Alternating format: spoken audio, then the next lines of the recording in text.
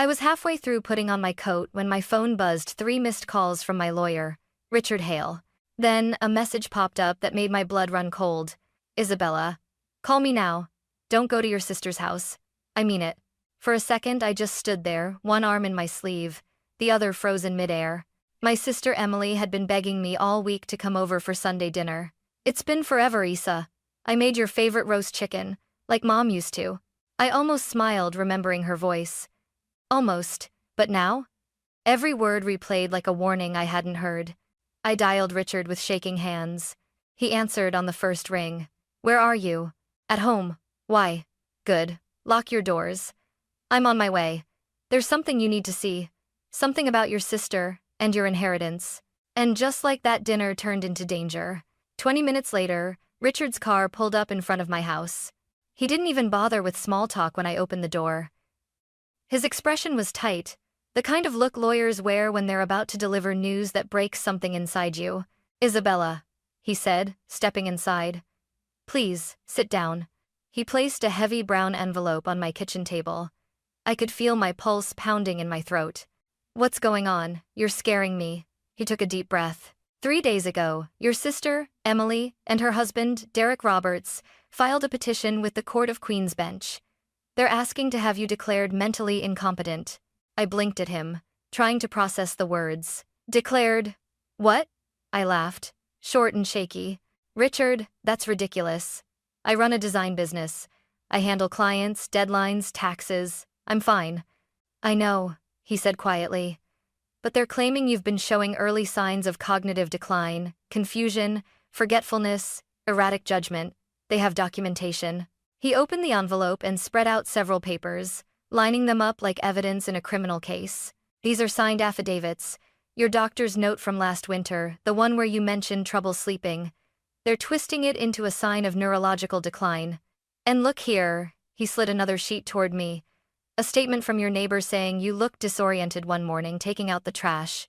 I stared at the papers, words blurring. That was the day I had the flu. I nearly fainted from fever. I know, he said again. But his tone carried that grave patience of someone who's seen this before. They're building a pattern. He turned his laptop toward me. Do you know how much your parents' old property is worth now? I hesitated. Maybe 2 million? Try 5. He clicked. The appraisal came through last month, $5.1 million, including the lake house. You inherited half of it after your parents passed. That's what this is about. My heart stopped for a beat. You're telling me Emily is trying to declare me insane just to take the estate? Richard's eyes met mine. Yes. If they win, they become your legal guardians.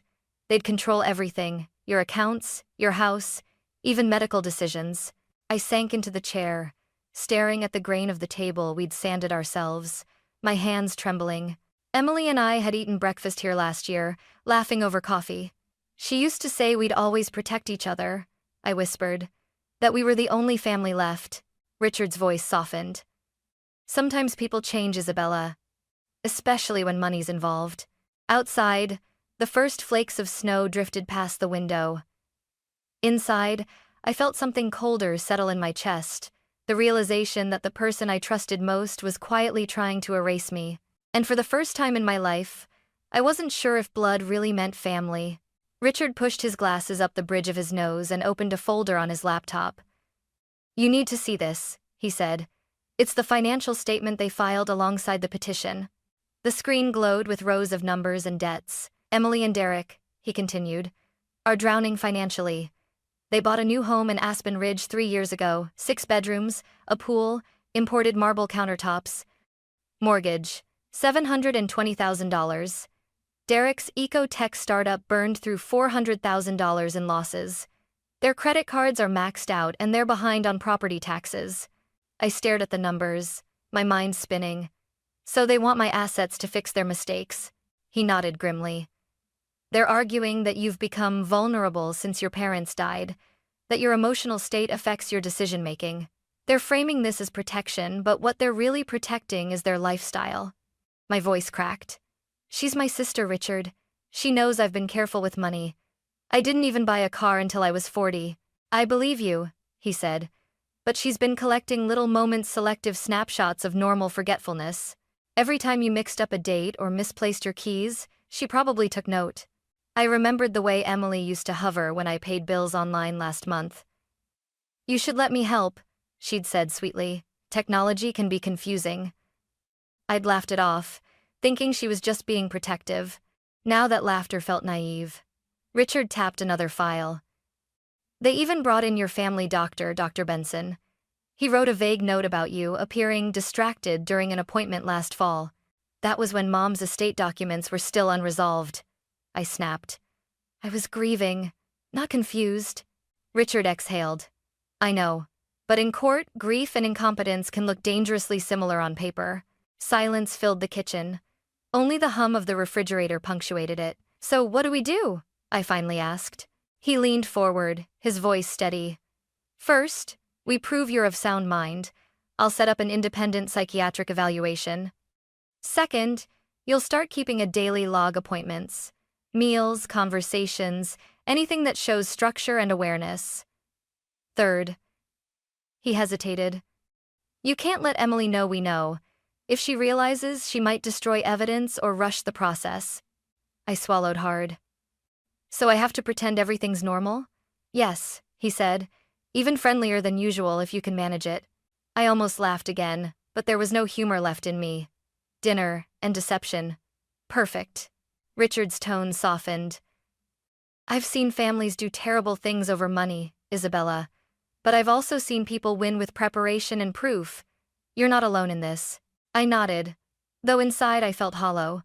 The woman who once braided my hair before school, who held my hand at our parents' funeral, that same woman was now plotting to declare me unfit to live my own life.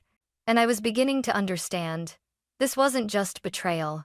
It was war. From that night on, every hour of my life became evidence. Richard was relentless but methodical. "You'll keep a daily log, Isabella," he said. "Every decision, every errand, every phone call. Timestamp everything. If they claim you're forgetful, we'll drown them in proof." So I did. I wrote down everything: what time I woke up, what I cooked, who I talked to, which emails I sent. At first, it felt absurd, like living inside my own surveillance file. But after a week, I understood the purpose: control. It gave me back something Emily had quietly stolen: credibility. The next step was the medical evaluation. Richard scheduled an appointment with Dr. Elaine Moore, a geriatric psychiatrist known for her sharpness and empathy. During our session, she asked me to recall lists, solve puzzles, and interpret proverbs. I nailed every question. When she closed her notebook, she smiled. "Miss Carter," she said, "you're as mentally sharp as anyone I've evaluated this year. I'll have my report to Mr. Hale within 48 hours. It felt like oxygen after drowning. But pretending around Emily, that was the real test. On Wednesday, she called. Her voice was coated in syrup. "Hey, Issa. I feel awful about last weekend. You just vanished on me. Why don't we try again this Sunday? I'm making your favorite lasagna." I forced a light laugh. "That sounds nice." It's still getting stand in the room. Oh, and if you could bring those papers I asked about the estate documents, I'll help you sort them. You know how confusing legal stuff can be." My grip tightened around the phone. She was baiting me. "Sure," I said softly. "I'll see what I can find." When I hung up, I texted Richard immediately. "Isabella. She wants me to bring estate papers Sunday." "Richard, don't. That's a setup. They might film or record you acting confused. Keep pretending everything's fine." That night, I couldn't sleep. I kept replaying Emily's voice in my head, the warm tone that once comforted me when Mom died. Now it sounded rehearsed, poisoned with intent. I went through my photo albums, scrolling through pictures of us. 2 little girls at the lake house, covered in sand and sunshine. 2 teenagers whispering secrets under the covers. 2 women hugging at our parents' graveside. What happened to that sister? The one who promised, "We'll always take care of each other." A dull ache spread in my chest. Betrayal doesn't arrive with thunder. It creeps in quietly, smiling, calling you sis. I closed my journal that night and whispered to the empty room, "I won't let you take my life, Emily. Not my money, not my name, not my mind." Somewhere deep inside me, fear finally shifted, turning into something sharper. Determination. Friday night, as rain drummed softly against the windows, I heard a timid knock at my front door. When I opened it, I froze.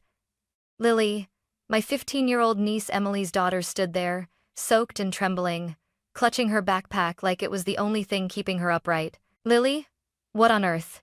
Please, Aunt Izzy, she whispered, glancing over her shoulder. Can I come in? They don't know I'm here. Her voice cracked on the last word. I ushered her inside, wrapped her in a blanket, and made her cocoa. She looked like a ghost of the bubbly kid who used to braid my hair and ask for art supplies every Christmas. After a long pause, she pulled out her phone. I know what Mom's doing. And you have to hear this. I frowned. Lily, what? She pressed play before I could finish. Emily's voice filled the kitchen. Once the court declares Isabella incompetent, we'll sell her condo and transfer her accounts to me. She won't even realize what's happening. Then Derek's voice followed, low and calculating. That'll pay off our debts and buy us time with the investors. After that, we can rebuild. And then Emily again, her tone sharp like a blade. She's had everything handed to her. It's about time it went to someone who deserves it. Lily's hands were shaking as she stopped the recording. I found Dad's tablet unlocked. They were talking about you like you weren't even a person. I know it's wrong, but I recorded it. For a moment, I couldn't speak. The world tilted, my breath stuck halfway between rage and heartbreak. Lily, I whispered, you just saved me. Tears welled in her eyes. I didn't want to betray Mom, but what she's doing, she's not the same person anymore. She talks about money all the time. It's like she hates you. I took her hand. You did the right thing, sweetheart. Sometimes doing the right thing feels wrong when it's someone we love. Created. I sent the file to Richard that night. He called back almost immediately. Isabella, he said, voice steady but tight. This changes everything. This isn't just a guardianship case now, it's fraud and financial exploitation. That recording is direct evidence. What do we do next? We file a counter-petition, he said. We're going to take this to court, and this time, they'll be the ones defending themselves. As I hung up, I looked at Lily, my niece, my new ally, the only innocent left in the wreckage Emily had created. Outside, thunder rolled across the city. But inside, I finally felt calm. For months, Emily had been writing the script to steal my life. Now, thanks to her own daughter, I finally had the ending. The morning of the hearing, the sky hung low and gray, a mirror of the storm inside me. Richard and I stood outside the courthouse, the marble steps slick from the night's rain. I clutched my folder of documents like armor, my heart pounding in my throat. Ready? Richard asked quietly. I nodded, even though my body trembled. As I'll ever be. Inside, the courtroom smelled of old wood and nerves. Emily sat across from me, her hair perfectly styled, her posture immaculate. She looked every bit the caring sister, the kind who just wanted to protect me. But when our eyes met, something flickered. Guilt? Fear? Or just calculation? Derek leaned toward her, whispering something. She didn't respond. When the judge, Honorable Marcia Caldwell, entered, everyone rose. Her expression was cool, unreadable, the kind of face that had seen every family lie imaginable. The bailiff called the case. Roberts v. Carter petition for guardianship. Emily's attorney, a sleek man in a navy suit, began. Your Honor, this is a heartbreaking case. My client, Mrs. Roberts, has spent months caring for her sister, who has shown alarming signs of cognitive decline. Mrs. Roberts only wishes to ensure her sister's safety and protect her finances before irreversible damage occurs. He gestured toward me as if I were a child who might wander off at any moment. Richard didn't move, didn't blink. He simply waited. The opposing lawyer continued, stacking their so-called evidence photographs, medical notes, receipts, witness statements. Here, Your Honor, you'll see Miss Carter appearing disoriented at a pharmacy. Here, she forgets her car keys at a restaurant. Here. That's enough, Judge Caldwell said sharply. We'll get to the defense soon. My chest tightened as she turned toward Richard. Mr. Hale? He stood, calm but burning with quiet conviction. Your Honor, this petition isn't about protection. It's about greed. Emily flinched. I'd like to submit an independent psychiatric evaluation conducted by Dr. Elaine Moore, Richard continued. The report states that Miss Carter shows no signs whatsoever of cognitive impairment. In fact, She tested well above average for her age group. The judge's brow arched. Is that so? Richard handed the report to the clerk. Furthermore, I'd like to present evidence that Mrs.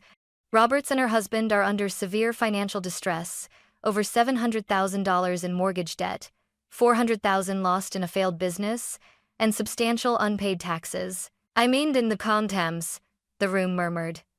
Emily's lawyer stood abruptly. Your Honor, this is irrelevant.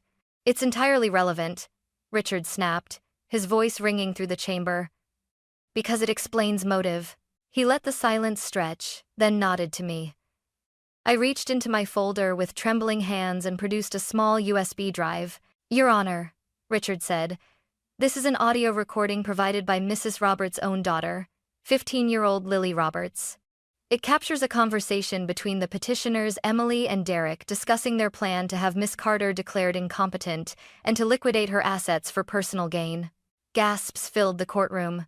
Emily's face went pale. Play it, the judge said simply. The audio began to play. Emily's voice calm, casual, venomous. Once the court declares Isabella incompetent, we sell her condo, transfer her accounts. She won't even realize what's happening. Then Derek's voice smug. That'll pay off the debts and buy us time. After that, we rebuild. She's had enough, Emily added. It's our turn. The judge's expression hardened with every word. When the recording stopped, the silence was suffocating. You could hear every heartbeat in the room. Richard stepped forward. Your Honor, this isn't guardianship. This is calculated elder abuse and attempted financial exploitation. Emily's lawyer scrambled for footing. Your Honor, that recording was obtained without consent. This isn't a criminal trial, Judge Caldwell cut him off, and I find it very relevant to intent. She turned to Emily. Mrs. Roberts, would you like to explain why you're discussing selling your sister's property while she's sitting right here, perfectly lucid?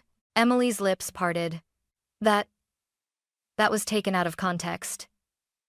The judge leaned forward, voice like ice. What possible context justifies planning to take your sister's home?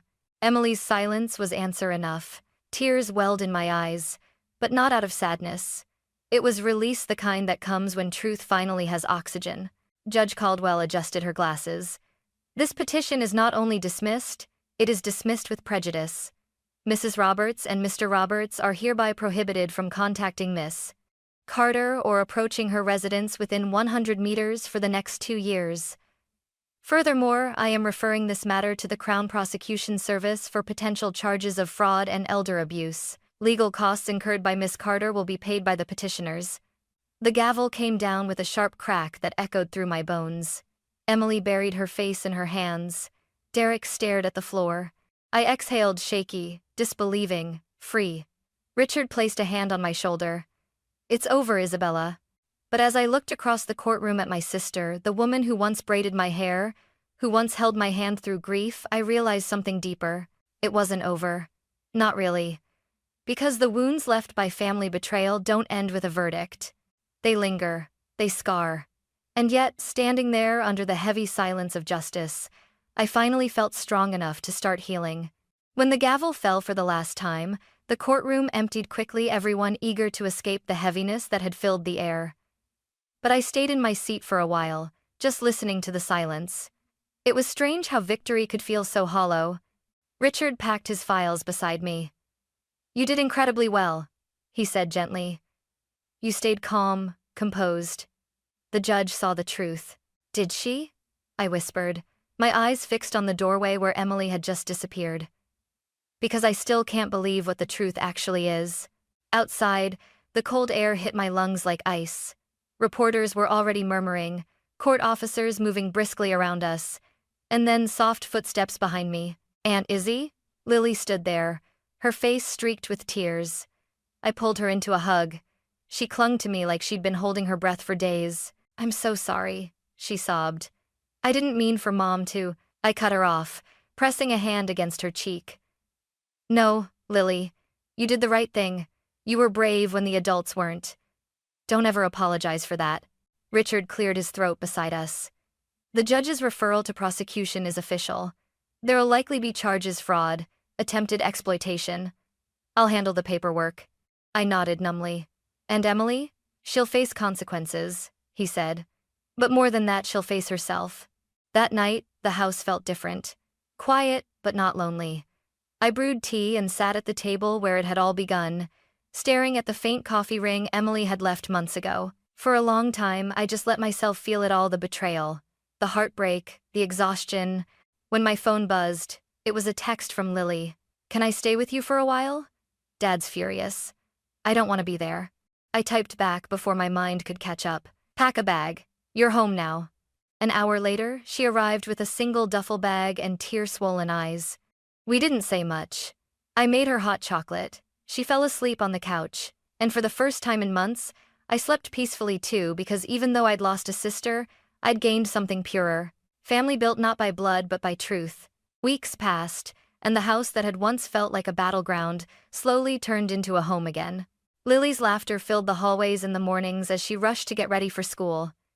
We cooked together in the evenings, watched old movies, and planted herbs in the backyard. The silence that used to echo between the walls now sounded like peace. One afternoon, she looked up from her homework and asked quietly, "Aunt Izzy, do you think you'll ever forgive her?" The question landed like a stone in my chest. I set my mug down and stared out the window. The last of the autumn leaves fluttered to the ground. Forgiveness, I said slowly, isn't about pretending it didn't happen. It's about deciding not to let what happened control you anymore. Lily nodded, her eyes glistening. I miss the way she used to be. Me too, I admitted softly. Your mom and I used to share everything. She was my best friend before she became my enemy. But sometimes love gets twisted when money is involved. People stop seeing faces, they see dollar signs. She didn't respond. She didn't have to. That weekend, Richard stopped by with a folder in his hand. I have the final paperwork, he said. Your estate is secure. The court officially closed the guardianship file. But, Isabella, I recommend setting up a trust, something that protects your assets long-term. For Lily's future, perhaps. I smiled faintly. I already made up my mind. He raised an eyebrow. Oh? I want to create a trust in Lily's name, I said. For her education, her independence, everything she'll need to build her own life. She's the only one who stood up for the truth. Lily's eyes widened. Aunt Izzy, you don't have to. I want to, I interrupted, reaching over to squeeze her hand. You saved me, Lily. And more importantly, you reminded me that integrity still exists even in this family. Richard smiled, that rare, quiet smile of relief. Then, let's make it official. When he left, Lily and I sat together, surrounded by open books and half-eaten cookies. The world outside still carried the chill of betrayal, but inside these walls, warmth was returning. Trust wasn't something that could be rebuilt overnight. But for the first time, I believed it could be rebuilt at all. 6 months later, winter melted into spring, and the sharp edges of everything that had happened began to soften. Lily and I drove out to the lake house, the same one my parents had left to Emily and me, the same property she had tried to steal. The road wound between budding trees, sunlight spilling through like forgiveness. When we arrived, I parked by the old dock. The water shimmered in quiet ripples, reflecting the sky. Lily stepped beside me, her hair caught in the wind. Do you ever miss her? She asked. I took a long breath. Sometimes, I admitted. But I think I miss the idea of her more than the person she became. She looked down at the water. I used to think family meant loving someone no matter what. I will see, I smiled sadly. It means loving them without letting them destroy you. For a while, neither of us spoke. We just listened to the wind, the waves, the whisper of a world still turning after everything had fallen apart. Grandpa used to say this lake was where he felt closest to Grandma, I murmured. Now, I think I understand why. Peace doesn't come from who stays in your life, it comes from who doesn't take your peace away. Lily leaned against my shoulder. Do you think Mom will ever change? I looked at the horizon, the sun beginning to sink. Maybe. But that's her path, not ours. When we got home that evening, I walked through the doorway and paused. The same walls that once witnessed fear now carried laughter, warmth, and light. The same house my sister had tried to take from me was now a place of healing. Emily had tried to strip me of everything, my home, my dignity, my future. Instead, she'd revealed what could never be taken. Not my mind, not my worth, and not the love I chose to build. As Lily studied at the dining table, I poured us both tea and smiled. Family, I realized, wasn't about bloodlines or shared last names. It was about who showed up when the world turned against you. And sometimes, the truest family isn't the one you're born with, but the one that stays.